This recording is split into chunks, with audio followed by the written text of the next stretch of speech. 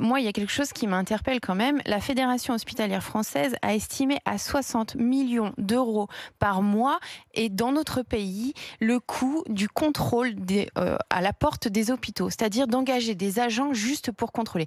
Est-ce qu'il n'y a pas quelque chose qui te choque, Vincent? Est-ce qu'il n'y a pas quelque chose qui choque nos auditeurs? 60 millions d'euros par mois pour notre pays, pour ce contrôle. Vincent. Alors qu'on manque de bras, on manque de lits, on manque de moyens clairement dans les hôpitaux. Vincent.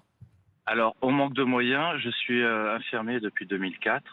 Ça fait une éternité depuis les 35 heures. Déjà, il y a eu un problème avec les 35 heures. Quand je suis rentré, je suis diplômé. J'ai connu avec les stages, puisque vous êtes aide-soignante, et donc je joue à l'IDE. C'est pareil, ça a toujours été une cata avant 2000. Ça a toujours été une cata. Ça fait maintenant, on est au-delà des 20 ans. L'hôpital est complètement à la rue. Sur le contrôle, quand Ingrid dit à l'instant, en fait, on va mettre beaucoup d'argent dans le contrôle et pas assez dans les postes. Mais il n'y a pas besoin d'argent dans le contrôle. Et l'application, je l'ai téléchargée sur mon téléphone pour vérifier. Donc, ça coûte que dalle. Ça coûte que dalle. Oui, mais d'engager des agents aux portes de l'hôpital, ça coûte. Non, j'ai l'application Tous Anti-Covid. Tu prends n'importe quel smartphone et tu prends l'autre application.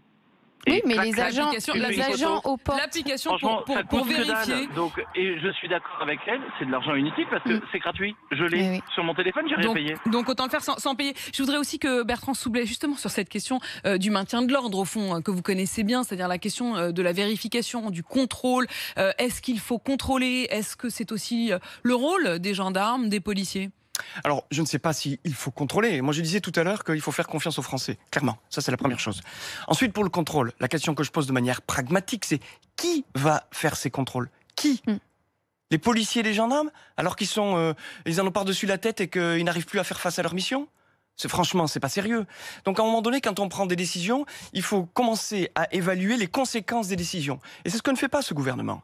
C'est-à-dire qu'on prend des décisions comme ça et puis après on se dit, on va se débrouiller pour les appliquer. Mais si on n'a pas réfléchi avant, ça devient le bazar. C'est exactement ce qui se passe aujourd'hui. C'est le bazar dans notre pays parce qu'on dit qu'on va faire des contrôles, mais on ne sait pas qui va les faire, comment on va les faire et comment ils vont être ressentis par la population. Oui, vous dites faire confiance aux Français, ça n'a pas suffi au mois de juin, ça n'avançait pas assez vite la vaccination. C'est en menaçant de sanctions ou en tout cas en imposant le pass sanitaire qu'on a fait bouger les choses. Et c'est aujourd'hui, sûrement qu'il y a des Français aujourd'hui qui vont se faire vacciner, pas forcément parce qu'ils sont convaincus par le vaccin, mais parce qu'ils n'ont pas le choix pour continuer à bosser, pour continuer à sortir. Alors il y a des moments dans la vie où on n'a pas le choix.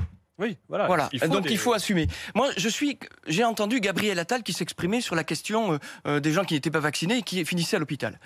Je pense que je comprends sa démonstration. On veut bien entendu que quelqu'un qui atteint d'une forme grave de la maladie, on va l'accueillir, s'il n'est pas vacciné, on va l'accueillir dans les hôpitaux.